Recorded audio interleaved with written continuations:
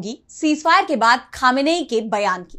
एक बार फिर सवालों से घिरे चुनाव आयोग की। देखेंगे एससीओ की बैठक में सरकार के दावों की कैसे खुली पोल। बुलडोजर एक्शन पर क्या है सीजेआई गवाही का बयान।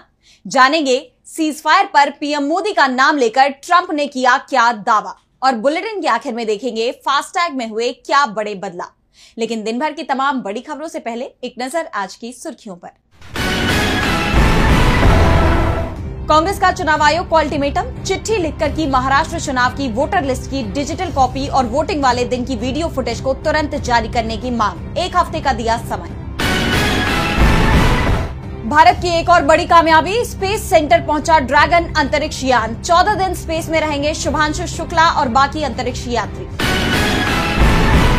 एसीबी ने सौरभ भारद्वाज, सत्येंद्र जैन के खिलाफ दर्ज किया केस। अस्पताल निर्माण कार्य में करप्शन मामले में हुआ है केस। दोनों नेताओं पर करोड़ों रुपए के घोटाले का है आरोप। हरे निशान पर बंद हुआ शेयर बाजार। 1000 अंकों की बढ़ोतरी के साथ 83,755 पर बंद हुआ सेंसेक्स। वहीं 304 अंकों की बढ़ोतरी के साथ 25,549 पर बंद हुआ निफ्टी। ये तो थी सुर्खियां। अब बात आज की सबसे बड़ी खबर की। ईरान और इजरायल के साथ 12 दिन तक चली जंग थम चुकी है। इसके बाद पहली बार ईरान के supreme leader Ayatollah Ali Khamenei ने वीडियो संदेश जारी किया। उन्होंने राष्ट्र को संबोधित किया, जिसमें उन्होंने अमेरिका और इजरायल पर तीखा हमला किया। तो वहीं डोनाल्ड ट्रंप ने भी लड़ाई में ईरान के जज्बे और उसकी मिसाइल क्षमता की तारीफ की। तो क्या कुछ कहा है ट्रंप ने और जंग पर क्या बोले खामेनेई, देखिए इस रिपोर्ट में। ईरान और इजरायल के बीच 12 दिनों की जंग के बाद सीजफायर का ऐलान हुआ। इसके बाद ईरान के supreme leader Ayatollah Ali Khamenei ने पहली बार सार्वजनिक रूप से बयान देते हुए दावा किया कि उनके देश ने इजरायल पर जीत दर्ज की है और अमेरिका को भी करारा जवाब दिया है। खामेनेई ने कहा, अमेरिका दोनों देशों के बीच खुली जंग में इसलिए कूदा क्योंकि उसे डर था कि अगर उसने दखल नहीं दिया तो इजरायल पूरी तरह से खत्म हो जाएगा। लेकिन अमेरिका को कुछ हासिल नहीं हुआ। ईरान ने अमेरिका के चेहरे पर जोरदार तमाचा मारा। ईरान ने अमेरिकी एयरबेस पर हमला किया और उसे नुकसान पहुंचाया, जो मिडिल ईस्ट में अमेरिका के प्रमुख ठिकानों में से एक है। ईरान मिडिल ईस्ट में अमेरिका के अहम ठिकानों तक पहुंच गया। अगर कोई हमला हुआ तो दुश्मन को भारी कीमत चुकानी पड़ेगी। खामेनेई ने कहा कि जो लोग ईरानी लोगों और उनके इतिहास को जानते हैं, वो जानते हैं कि ईरानी राष्ट्र आत्मसमर्पण करने वाला राष्ट्र नहीं है। ये ट्रंप के उस धमकी का जवाब था जिसमें कहा गया था कि ईरान अनकंडीशनल सरेंडर करे। इस सारे हंगामे और दावों के कारण इस्लामी गणराज्य के प्रहारों ने ज़ायोनी शासन को व्यवहारिक रूप से उखाड़ फेंका।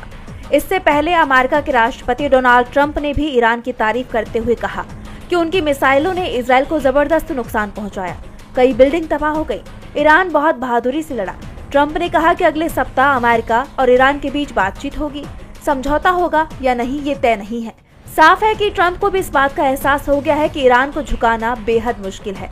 इस जंग के बाद अब अमेरिका ने भी ईरान का लोहा मान लिया है। इजरायल के तमाम दावे झूठे साबित हुए तो दावे चुनाव आयोग के नए फैसलों को लेकर भी हो रहे हैं। बिहार में विधानसभा चुनाव से पहले चुनाव आयोग ने वोटर लिस्ट को साफ और सही बनाने के लिए लोगों से जरूरी दस्तावेज मांग लिए। लेकिन तमाम राजनीतिक दल आयोग के इस फैसले की निंदा कर रहे हैं। इसे एनआरसी से जोड़कर इसके पीछे बड़ी साजिश बताई जा रही है। तो क्यों फिर सवालों से घिरा चुनाव आयोग, जानने के लिए देखिए ये रिपोर्ट। बिहार चुनाव से पहले चुनाव आयोग एक बार फिर घिर गया है। विपक्ष ने चुनाव आयोग पर सवाल खड़े कर दिए हैं। चुनाव आयोग ने हाल ही में एक बड़ा फैसला लिया, जिसके तहत सभी वोटरों को अपनी नागरिकता और जन्म से जुड़े दस्तावेज जमा करने होंगे। इसके लिए चुनाव आयोग की तरफ से बिहार में अभियान चलाने की तैयारी की गई है। हालांकि विपक्षी पार्टियां इसके विरोध में हैं। आरजेडी और सीपीआई-एमएल इस फैसले का विरोध कर रही हैं। उनका कहना है कि चुनाव से पहले ऐसा करना गलत है। आरजेडी नेता चितरंजन गगन ने कहा कि उनकी पार्टी इस तरह के काम के खिलाफ है। उन्होंने कहा कि हमने मुख्य चुनाव आयुक्त को बताया कि राज्य में लाखों परिवारों के पास वे दस्तावेज नहीं है जो मांगे जा रहे हैं। ये लाखों वोटरों को वोट देने से रोकने की साजिश है। वहीं सीपीआई-एमएल के महासचिव दीपांकर भट्टाचार्य ने कहा कि ये बिल्कुल एनआरसी जैसा है। उन्होंने कहा, इतना बड़ा काम 1 महीने में कैसे किया जा सकता है? ये सब गलत है। चुनाव लोकतांत्रिक तरीके से होने चाहिए, जिसमें सभी को शामिल किया जाए।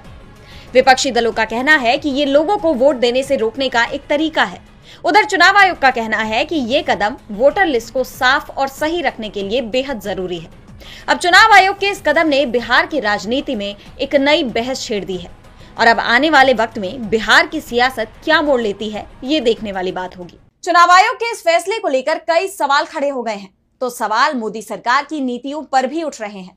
रक्षा मंत्री राजनाथ सिंह ने शंघाई सहयोग संगठन यानी एससीओ के समिट में शिरकत की, लेकिन बैठक के बाद जो संयुक्त बयान जारी किया गया उसमें भारत के मुद्दों का जिक्र भी नहीं है, जबकि पाकिस्तान की घटना को तवज्जो दी गई। ऐसे में इस बैठक ने सरकार के दावों की पोल खोल दी है। तो क्या है पूरा मामला, जानने के लिए देखिए ये रिपोर्ट। चीन के बीजिंग में आयोजित शंघाई सहयोग संगठन यानी एससीओ की समिट इस वक्त चर्चा का विषय बनी हुई है। पहला तो इसलिए क्योंकि भारत पाकिस्तान संघर्ष के बाद पहली बार दोनों देशों के रक्षा मंत्री एक मंच पर थे, राजनाथ सिंह और ख्वाजा आसिफ। लेकिन दोनों के बीच ना तो कोई बैठक हुई ना ही बात हुई। लेकिन जिस तरह से इस बैठक में भारत के मुद्दों को नजरअंदाज किया गया, उसके बाद इसे लेकर चर्चा और गर्मा गई। एससीओ के मंच पर राजनाथ सिंह ने ऑपरेशन सिंदूर और आतंकवादियों के खिलाफ भारत के रुख पर बात की, लेकिन कोई सुनवाई नहीं हुई। बैठक के बाद जारी होने वाले संयुक्त बयान में आतंकवाद का जिक्र करने के साथ पहलगाम की घटना को जोड़ने का दबाव भारत की तरफ से बनाया गया, लेकिन पाकिस्तान ने चीन के साथ मिलकर पहलगाम की आतंकी घटना का जिक्र संयुक्त बयान में नहीं होने दिया। इसे मोदी सरकार की विदेश नीति पर सबसे बड़ा सवाल माना जा रहा है। एक तरफ भारत की मांग को खारिज कर दिया गया, वहीं पाकिस्तान की मांग पर बलूचिस्तान में हुई घटनाओं को बयान में जगह दी गई, जबकि इस घटना के लिए पाकिस्तान भारत पर आरोप लगाता रहा है। इसके बाद सवाल उठ रहे हैं कि एससीओ के मंच पर क्या भारत की आवाज नहीं सुनी गई? मोदी सरकार की विदेश नीति पूरी तरह से फेल हो गई? क्या भारत पूरी तरह से अलग थलग पड़ गया है? विपक्ष लगातार मोदी सरकार की विदेश नीति पर सवाल उठाता रहा है और जिस तरह से पाकिस्तान के साथ चली जंग और उसके बाद दूसरे मंचों जिसमें एससीओ और ओआईसी शामिल है, वहां पाकिस्तान को तवज्जो मिली, उसने भारत के लिए चिंता जरूर पैदा कर दी है। वैश्विक मंच पर भारत को क्या तवज्जो मिल रही है, इसे लेकर चिंताएं पैदा हो गई हैं। ऐसे में मोदी सरकार सवालों से घिर गई है। वहीं बुलडोजर एक्शन को लेकर भी बीजेपी सरकारों पर लगातार सवाल उठ रहे हैं। सीएम योगी के नेतृत्व में यूपी से शुरू हुई ये कहानी अब राजधानी दिल्ली तक पहुंच गई है और अब सीजेआई बीआर गवई ने इसे लेकर बड़ा बयान दिया है, जिस पर चर्चा काफी तेज है। तो क्या कुछ कहा है सीजेआई गवई ने, आइए देखते हैं इस रिपोर्ट में। देश में अलग अलग जगहों पर अवैध निर्माण का हवाला देते हुए लगातार बुलडोजर एक्शन की खबरें आ रही हैं। सरकार के इस एक्शन से रातों रात कई लोगों के आशियाने उजड़ गए, उनके पास रहने के लिए मकान नहीं बचा। ये एक्शन खास तौर पर उन राज्यों में लिया जा रहा है जहां बीजेपी का शासन है। इस पर कई बार कोर्ट ने भी नाराजगी जताई है और अब खुद सीजेआई बीआर गवई ने इस पर बड़ा बयान दिया है। उन्होंने उन लोगों से संवेदना जाहिर की जिन्हें इस कार्रवाई के चलते अपना सब कुछ खोना पड़ा।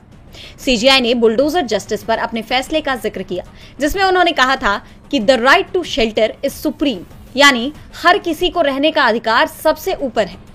किसी को भी बिना वजह बेघर नहीं किया जा सकता, यानी सरकारें किसी से भी बेवजह उनका आशियाना नहीं छीन सकती। दरअसल सीजेआई अमरावती में अपने अभिनंदन समारोह में भाषण दे रहे थे, उस दौरान उन्होंने ये बयान दिया। इस दौरान जस्टिस गवई ने न्यायिक तर्क में निष्पक्षता की जरूरत पर भी जोर दिया। उन्होंने कहा कि हमें स्वतंत्र रूप से सोचना होगा। लोग क्या कहेंगे ये हमारे फैसला लेने की प्रक्रिया का हिस्सा नहीं हो सकता। हमें बिना किसी दबाव के सही फैसला लेना चाहिए। सीजेआई ने अपने पुराने फैसलों और संवैधानिक मूल्यों का जिक्र कर ये साफ कर दिया कि न्यायपालिका मौलिक अधिकारों की रक्षा के लिए प्रतिबद्ध है, जिसके बाद ये माना जा रहा है कि आने वाले वक्त में बुलडोजर एक्शन के खिलाफ सुप्रीम कोर्ट कोई बड़ा कदम उठा सकता है। सीजेआई के बयान से साफ है कि आने वाले वक्त में बुलडोजर एक्शन के खिलाफ कड़ा फैसला लिया जा सकता है, लेकिन भारत और पाकिस्तान में सीजफायर किसने कराया, इस पर अब तक फैसला नहीं हो पाया है। अमेरिकी राष्ट्रपति डोनाल्ड ट्रंप बार बार ये जंग रुकवाने का दावा कर रहे हैं, लेकिन भारत ने इसे खारिज कर दिया है। इसके बावजूद अब पीएम मोदी का नाम लेकर ट्रंप का इस पर नया दावा सामने आया है, जिस पर मोदी सरकार बुरी तरह से घिर गई है। तो क्या है पूरा मामला, जानने के लिए देखिए ये रिपोर्ट। भारत पाकिस्तान सीजफायर को लेकर अमेरिकी राष्ट्रपति डोनाल्ड ट्रंप के दावे मोदी सरकार के गले की फांस बनते जा रहे हैं। ट्रंप बार बार कह रहे हैं कि मैंने दोनों देशों में जंग रुकवाई। हालांकि लंबे वक्त तक मोदी सरकार ने उनके इस दावे को पूरी तरह से खारिज नहीं किया, लेकिन G7 समिट के दौरान खुद पीएम मोदी ने ट्रंप के दावों को गलत बता दिया था। अमेरिका की मध्यस्थता से इनकार कर दिया था। इसके बावजूद ट्रंप अपना दावा दोहरा रहे हैं और इस बार तो उन्होंने पीएम मोदी का नाम लेकर ये बात दोहराई। ट्रंप ने कहा कि सबसे महत्वपूर्ण बात है भारत और पाकिस्तान।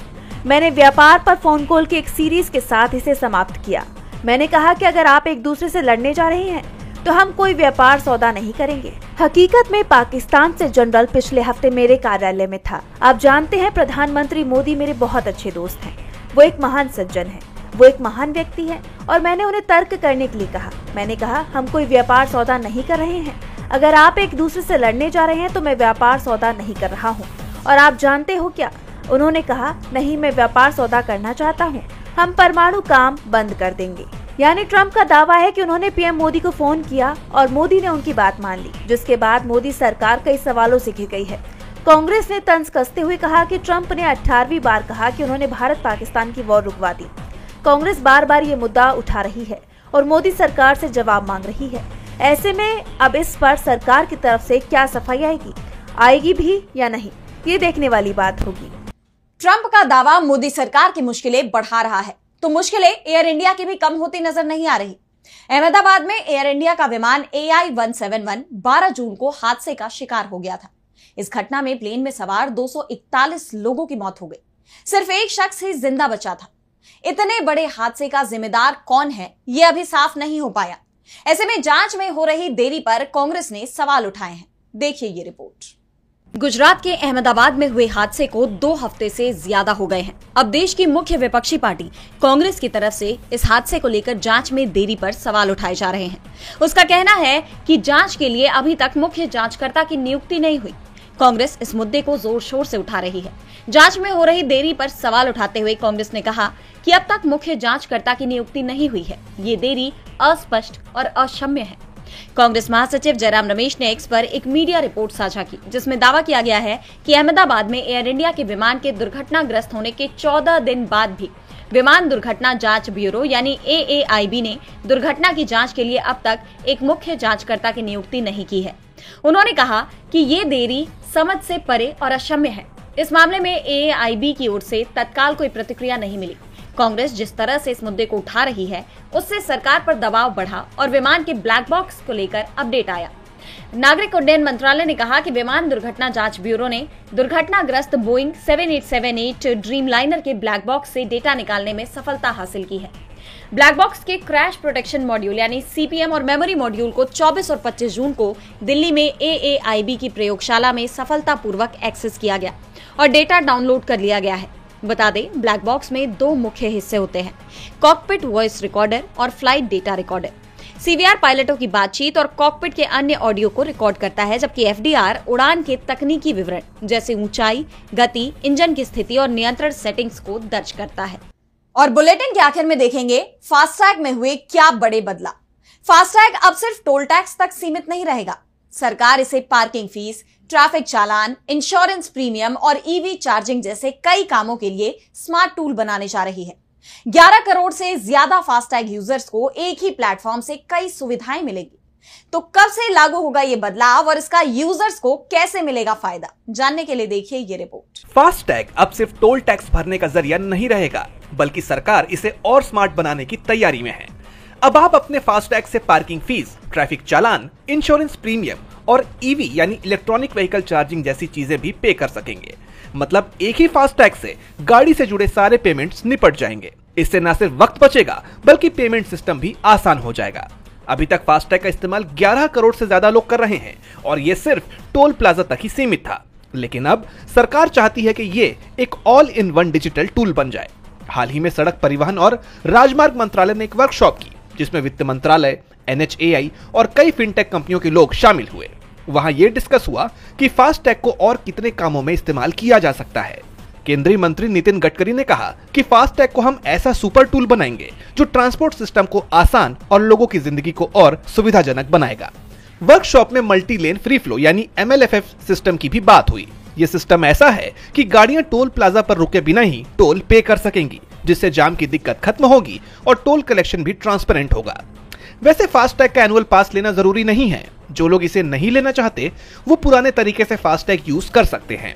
टोल प्लाजा पर सामान्य पेमेंट पहले की तरह ही चलता रहेगा। आज सोशल मीडिया से लेकर आपके चलते फिरते जीवन में भी पत्रकारिता के बुरे दौर की चर्चा होती है, क्योंकि जिन लोगों पर सूचना देने की जिम्मेदारी है वो आपके लिए नहीं बल्कि कॉर्पोरेट और सरकारों को फायदा पहुंचाने में लग गए हैं। विज्ञापन मॉडल को खारिज कर आप इस बीमारी को दूर कर सकते हैं और अपने नारे को बुलंद कीजिए। मेरे खर्च पर आजाद है खबरें।